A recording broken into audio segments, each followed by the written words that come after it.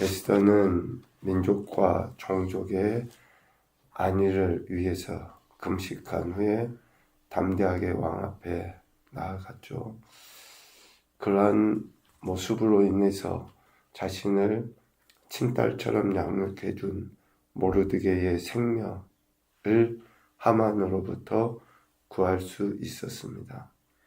그리고 재물과 영광까지 얻게 되죠.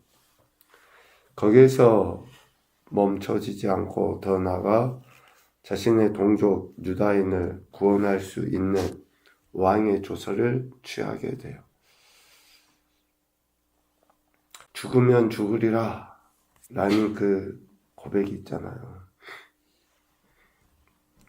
꼭 범람하는 요단강을 건너는 모습이 연상이 됩니다.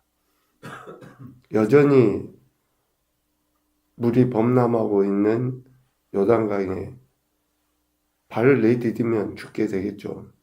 그런데 죽더라도 그렇게 하겠다. 우리의 어쩌면 죽으면 죽으리라, 또 우리의 믿음에 대한 어쩌면 진실성이라 그럴까요? 아니면 순수성? 이것을 좀 생각해 보면 우리가 이러한 고백들을 하지만 정작 그 마음 한켠 안에는 뭐예요? 하나님이 열어주시면, 하나님이 물길을 열어주시고 또 광야에도 길을 내주시면 거기를 따라가겠습니다 하는 그러한 마음이 저부터서도 있는 것 같아요. 이미 하나님이 그렇게 하시는 분이시라고 우리가 생각한 것을 우리는 믿음이라고 여길 때가 맞는 것 같아요. 생각하고 믿고 행하는 것하고는 좀 다르죠. 에스더의 이러한 태도는 정말 하나님이 그의 믿음에 대한 보상을 해주실 수밖에 없는 태도다. 그래서 모르드게의 생명, 또 더 나아가 오늘 우리가 본문에 읽은 것처럼 유다인을 죽이려고 한 자들이 되려 죽임을 당하게 되는 그러한 일이 일어나게 된 거죠. 한번 내려진 왕의 조서는 철회할 수 없습니다. 그럼에도 유다인을 살릴 수 있는 것은 되려 유다인을 죽이려 한 자들을 죽일 수 있었던 것은 에스더의 이러한 그 담대함과 그에 따른 지혜로서 이루어진 것이다 라고 할 수 있죠. 8장에 보면 이미 하만에 의해 내려진 조서를 철회할 수 없을 때에 왕이 다시 조서를 내려서 처리할 수 없는 조서보다 더 속히 먼저 그 조치를 할 수 있는 기회를 얻게 돼요. 이런 말씀을 보면서 그런 생각이 들죠. 우리가 할 수 없는 것들이 있잖아요. 어쩔 수 없이 막 이루어져야 될 일들. 그런 것들에 대해서 우리가 이것을 피하는 것이 문제가 아니라 더 적극적으로 옳은 것을 하는 것이 더 중요하지 않나. 옳은 것을 더 적극적으로 먼저 행할 때에 옳지 않은 것, 피하고 싶은 것은 자연스럽게 지나가지 않을까. 그런 생각을 하게 되죠. 적당히 타협하면 좀 뭔가 해결될 것으로 우리가 여기기 쉽잖아요. 그런데 옳은 것을 더 적극적으로 해버리면 적당히 타협이 아니라 아예 무시하고 지나갈 수도 있지 않을까. 특별히 직장생활 하는 것이나 어떤 풀리지 않는 삶의 현장에서의 문제들을 천천히 생각해 보며 적용해 보면 좋을 것 같습니다. 결국 유다인들을 죽이려고 내려진 하만의 조서에 반하여서 유다인들을 살리기 위한 모르드게의 조서가 내려지게 됩니다. 아하수에로 왕의 허락에 의해서 그리 된 거죠. 오늘 우리가 읽은 본문에 보면 아달월 곧 12째 달 13일이 나옵니다. 이 날은 하만이 내린 조서에 따라서 유대인을 대량 학살하기로 결정된 날이에요. 3장 13절에 그렇게 제비 뽑아 얻은 날이죠. 그런데 이 날이 오히려 모르드게가 내린 조서에 따라서 유대인들이 자신들을 학살하려고 한 사람들을 데려 이렇게 대적들로부터 보호하는, 스스로 생명을 보호하고 되려 그들을 도륙하는 날이 된 거죠. 그들을 도륙하고 진멸하는 날이 된 겁니다. 하만에 의해 반포된 조서를 처리하지 못한 상황이지만 그 효력을 제거하기 위해 모르드게가 조서를 내린 것이 실행된 날이라는 거예요. 그러니까 유대인들에게는 처음엔 멸망의 날이라고 여겨졌잖아요. 그런데 그 멸망의 날이 아니라 생명을 위한 날이 된 것이다 라는 거죠. 당면성이라고 하는 것을 우리는 항상 생각을 해야 됩니다. 사람에게서도 그렇고 뭐 나쁜 의미가 아니라 항상 좋은 것이 있으면 나쁜 것이 있어요. 동전의 양면과 똑같아요. 햇빛이 비춰진 데가 있으면 또 그늘진 데가 당연히 있기 마련이거든요.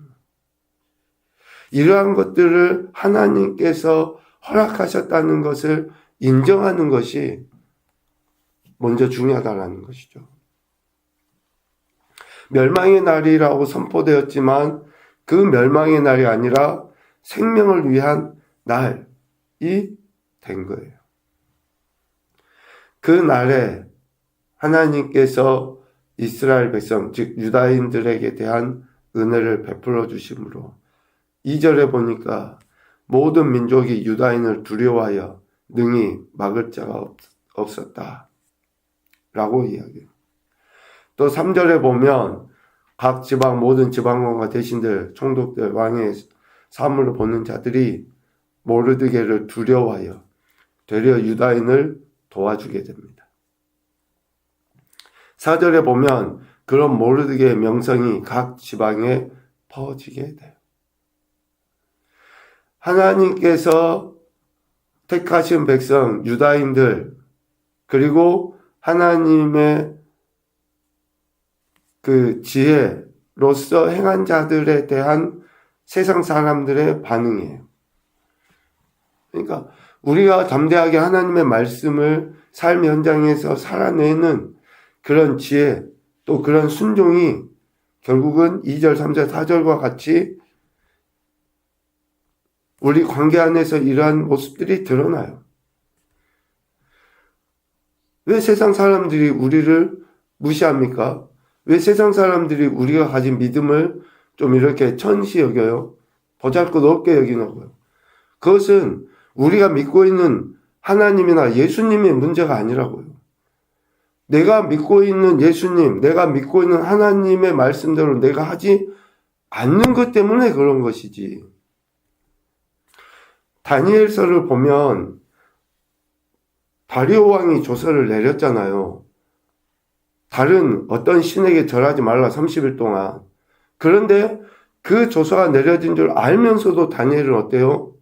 하루에 3번씩 예루살렘에 항상 기도했거든요. 그러니까 결국은 어떻게 됩니까? 다리오 왕이 다니엘이 믿는 그 하나님, 다니엘이 섬기는 그 하나님을 온 우주 만물의 주권자이시고 창조주라는 것을 선포를 해버려요. 그러니까 우리가 믿고 있는 하나님에 대한 태도, 모르드게나 에스더가 하나님에 대한 태도를 명확하게 할 때에 모든 사람들이 두려워하게 되고 모든 사람이 높이고 되려 도와주는, 여기에 3절에 유다인을 도왔다라고 하잖아요.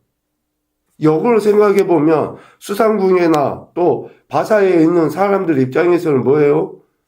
자신들의 민족을 이렇게 죽이는 일에 도와준 거예요.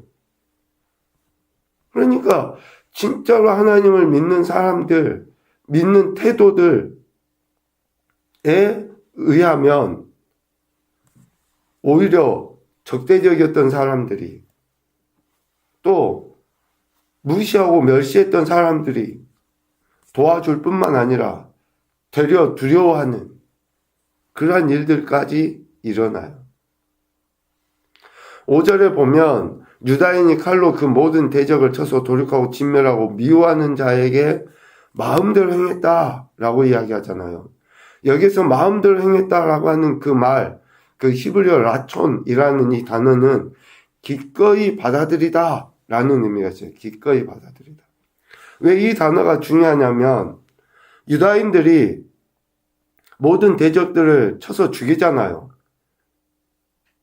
근데 이 쳐서 죽이고 진멸하는 것들을 감정적으로, 그러니까 자기를 미워하는 자들에게 대해서 감정적으로 그냥 마음대로 내가 하고 싶은 대로 죽여버려야지, 무조건 죽여야지, 이게 아니에요. 여기서 마음대로라고 하는 것은 기꺼이 받아들이는 것. 그러니까 유다인을 죽이려는 모든 대적을 죽이는 것을 기꺼이 따랐다. 사람을 죽이는 것을 즐거워한 것이 아니라 마치 뭐와 같은 거예요? 전쟁과 같은 거예요. 전쟁은 어쩔 수 없이 기꺼이 받아들이는 거예요. 누가 사람을 죽이고 싶어서 전쟁합니까? 아니에요. 이런 치열한 싸움 가운데 어쩔 수 없이 받아들이는 거죠. 당연한 것으로 여기는 거예요. 당연한 것으로. 그러니까 하나님의 말씀대로 사는 사람들의 그런 모습들을 이렇게 보게 되죠. 그러니까 이러한 어쩌면 전쟁은 왕의 승인하에서 이루어진 거잖아요. 그것도 수상궁이라고 하는 페르시아의 가장 그 한가운데에서. 그러니까 어쩌면 내전이죠. 이제 내전이 일어난 거예요. 아하수에로 왕은 유다인에 의해 그 수산, 그러니까 왕궁, 그리고 다른 지방에서 많은 사람이 살해됐는지를 보고받았죠. 그랬음에도 불구하고 유다인들에 대한 호의적인 태도를 그대로 유지해가요. 오늘 12절에 보면 아하수에로 왕이 에스더에게 이야기하죠. 이제 그대의 소청이 무엇이냐? 곧 허락하겠노라. 그대의 요구가 무엇이냐? 또한 시행하겠다. 이런 엄청난 많은 사람들이 수산에서 도성에서 죽임을 당했음에도 불구하고 아하수에로 왕이 에스더에게 이 이야기를 하는 거예요. 당신이 요구하는 것은 내가 다 들어주겠다. 그런데 왜 아하수에로가 이렇게까지 할까? 네. 두 가지에 의해서 아하수에로의 이런 태도를 살펴볼 수 있습니다. 첫 번째는 아하수에로 왕이 가진 즉흥적이고 허영적인 그런 마음 때문에 그래요. 즉흥적이고 허영심, 그런 것 때문에 그렇습니다. 이미 1장에서 우리가 봤잖아요. 180일 동안 잔치를 베풀어요. 180일 동안. 얼마나 허영적인지 몰라요. 180일 동안 모든 지방왕과 신하들을 모아가지고 잔치를 베풀고, 또 특별히 왕후 와스디의 그 아름다움을 묵 백성들에게 자랑하기 위하여 와스디를 초청을 하잖아요. 이러한 태도들을 통해서 아하수에로가 정욕적이고 감각적이고 또 즉흥적인 것을 알 수 있어요. 우리가 감정이 중요하죠. 하나님의 전인격이 우리 안에 있으니까 중요해요. 그런데 감정이 하나님 말씀보다 우선이 되면 이런 아하수에로의 모습을 나타내 볼 수가 있어요. 저 사람이 특별히 나쁜 사람이고 저 사람이 특별히 모자라서 이렇게 한 것이 아니라, 그래서 기분이 나빠도 하나님 말씀을 읽어야 되고 또 들어야지 되고, 내 생각하고 달라도 하나님 말씀에 상대에 대한 존중도 보여라고 하니까 하는 거고. 여러분, 우리 하나님 말씀에 대한 순종은 감정보다 뛰어넘어야 돼요. 아무리 부부싸움을 했어도 아내를 사랑한다라고 하는 그런 마음의 가짐을 보여야 돼요. 남편에게 복종해야 된다고 하는 마음가짐을 보여야 되고. 에이, 꼴도 보기 싫으니까 밥 안 차려줘. 이거는 감정인 거죠, 감정. 꼴이 보기 싫어도 아내로서 역할은 해야죠. 남편으로서 책임도 해야죠. 그러니까 아하수에로가 감정적이고 즉흥적이고 허영적인 그런 마음에 의해서 여전히 에스더에게 요구하는 거 다 들어주겠다, 말해라, 그 이야기예요. 결정적으로 또 하나는 아하수에로가 이런 이야기를 한 것은 하나님의 특별한 섭리 때문에 그렇습니다. 물론 모든 것이 하나님의 주권하심 가운데 이루어지지만 특별히 아하수에로, 즉 왕의 마음을 하나님이 주장하고 계신다라는 거예요. 유다인이라는 민족과 종족을 감추고 있었던 에스더 아닙니까? 그런데 그것을 드러낼 수밖에 없는 상황을 하나님이 만드신 거예요. 그리고 에스더와 모르드의 이런 결단을 통해 결국 하만이 죽고 또 유다인을 죽이려 한 그러한 모든 사람들이 죽임을 당하게 된 거죠. 이것은 하나님의 특별한 섭리의 결과다라는 것을 이야기합니다. 특별히 권위자에 대한 하나님의 섭리가 있습니다. 그래서 지도자에 대해서도 우리가 인정도 해야 되고 또 존중도 해야 되고 또 그가 바르게 할 수 있도록 잘 해야죠. 그 기도도 해야 되지만 이런 그 관계들을 잘 유지를 해야 돼요. 아하수에로 왕에 대한 특별한 섭리의 결과라는 거예요. 결론적으로 하나님은 지금도 역사의 주관자이시죠. 모든 섭리 가운데 하나님이 일을 행해 나가고 계셔요. 그래서 우리는 겸손하게 그 하나님의 섭리 주권을 인정하고 그 뜻하심을 이루어드리기 위한 선한 도구가 되도록, 선한 도구가 되기 위해 하나님의 지혜도 구하고 그 말씀에 순종하는 태도를 보여야 돼요. 첫 번째 교훈입니다. 모든 역사의 주관자는 하나님이시다. 두 번째, 하나님의 날은 구원과 심판이 함께 이루어지는 날이다. 반드시 양면이에요. 하나님의 날은, 마지막 최후의 날은 믿는 자들에게는 구원이지만 믿지 않는 자들에게는 심판이에요. 세 번째, 합력하여 선을 이루시는 하나님의 은혜를 경험하자. 오늘도 하나님은 그렇게 일을 해 나가십니다. 모든 것을 합력해서 선을 이루시는 그 하나님이시라는 거예요. 그래서 우리가 하나님의 주권을 인정하고 겸손하게 그 뜻에 참된 반응을 보이며 살아야 한다라는 것이죠. 오늘도 저와 여러분에게 구원의 은혜를 베풀어 주신 하나님의 선하신 뜻에 순종함으로 더욱 큰 영광 올려드리시는 복된 한 날이 되시기를 주님의 이름으로 축복합니다. 아멘.